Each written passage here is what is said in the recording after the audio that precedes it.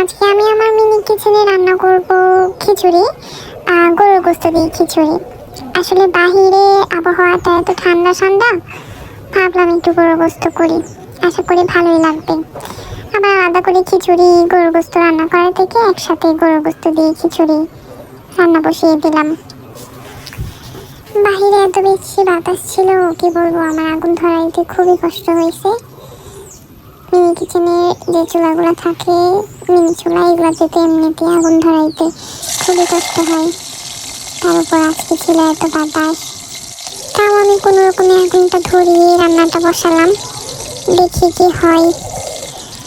এতবার আমার আগুনটা নিচ্ছে, যে বলবো, অফ ক্যামেরায় আসলে আমরা যে কতটা কষ্ট করি একটা মিনি কিচেনে ভিডিও বানানোর জন্য, তা আসলে বলে বোঝানো যাবে না। ছোটো ছোটো ক্লিপগুলোকে নিয়ে সেগুলোকে আবার একসাথে করে এডিট করে আবার ভয়েস ওভার দিয়ে আপলোড করা, আসলে কাজগুলো দূর থেকে দেখতেই এত সুন্দর, কাছ থেকে এতটা সুন্দর না। অন্যদের ব্যাপারে আমি জানি না তারা কীভাবে কী করে, কিন্তু আমার সব থেকে কষ্ট লাগে হচ্ছে মিনি কিচেনে আগুনটা ধরাইতে। আগুনটা ধরলেও বারবার নিভে যায়, মানে আমি এত সুন্দর করে চুলাগুলা বানানোর চেষ্টা করি যাতে আগুন ধরে, তো দেখা যায় যাই করি না কেন আগুন নিভে যায়। আমি আসলে মিনি কিচেনে রান্না করা নতুন শুরু করছি, তাই এই বিষয়ে আমার অভিজ্ঞতা খুবই কম, কিন্তু আমি যতটুকু বুঝতে পারলাম যে এখানে আগুন ধরানোটা খুবই কঠিন। মাঝে মাঝে ইচ্ছা করে যে মিনি কিচেনে ভিডিও বাদ দিয়ে আমি তো চাইলে মিনি কিচেনে রান্না না করে ওইভাবে বড়োভাবেই রান্না করতে পারি চাইলে। মাঝে মাঝে মন চাই থাক, এই রান্না আজকে আর শেষই করবো না, যতটুকু করছি এতটুকুই আপলোড দিয়ে দিই, তারপর আবার করি।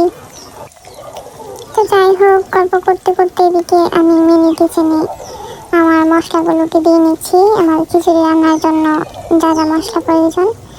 অনেকেই জিজ্ঞাসা করে রান্না করার পর এগুলো আপনারা কী করেন।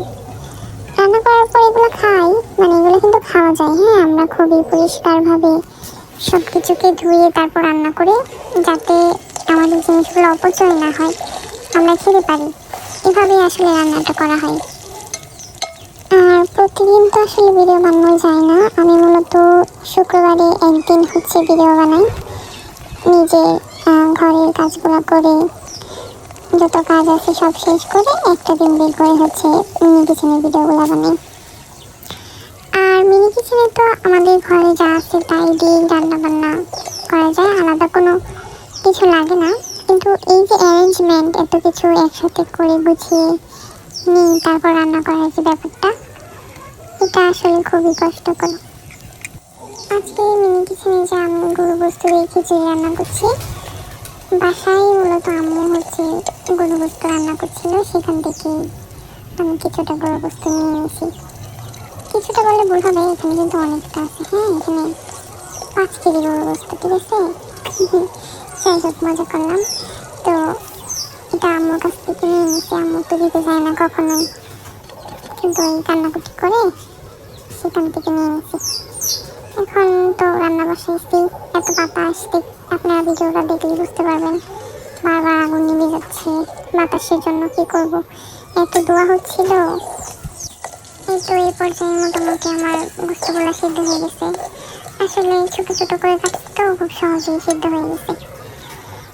এখন একটু নাড়াচাড়া দিয়ে নিলাম, মানে কি করবো, এদিকে আগুন আপনার নিভে যায়, ক্যামেরা ধরতে হয়, কত দিক যে হ্যান্ডেল করতে হয়। দেখো, আবার একটু আগুনটাকে ধরাই নিলাম, নিভে গেছিল। এখন আমি চাল ডালগুলো দিয়ে একটু নাড়াচাড়া করে নিচ্ছি। মিনি কিচেনে যে ভিডিও বানায় অন্যান্য আপুরা দেখি, তাদের কি সুন্দর সুন্দর ছোট ছোট চামচ, ছোট ছোট ভাজা কাটি, তারপর ওই সব হাঁড়ি পাতিল, বেশ ভালোই লাগে। আমি আসলে মিনি কিচেনের জন্য ওরকমভাবে কিছুই কিনি নাই। এই যে এই হাঁড়ি পাতিলগুলো আসলে আমার, আমি ছোটোবেলায় এগুলো দিয়ে খেলা করতাম। এখন মিনি কিচেনের ভিডিও দেখতে দেখতে আমার খুব ভালো লাগে, তাই আমিও এই যে আমার যে ছোটোবেলার খেলনাগুলো ছিল, এগুলো আমার নানুকে বললাম আমাকে বের করে দেওয়ার জন্য, এখন এগুলো দিয়ে ভিডিও বানাচ্ছি। আমরা মোটামুটি সবাই ছোটোবেলা থেকে মিনি কিচেন খেলতে খেলতে অভ্যস্ত, তাই না?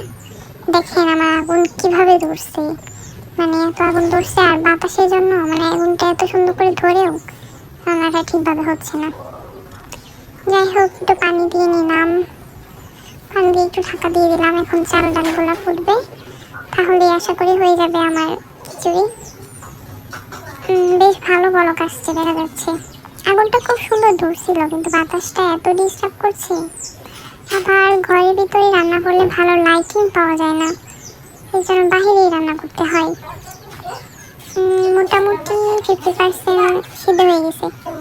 এই পর্যায়ে আমার কাছে একটু গরু গোস্তের মশলা ছিল, ওইটাকে দিয়ে নিলাম। একটু নাড়াচাড়া করে নিচ্ছি, আশা করি হয়ে যাবে, আর বেশিক্ষণ লাগবে না। এই তো কমপ্লিট হয়ে গেল আমার খিচুড়ি।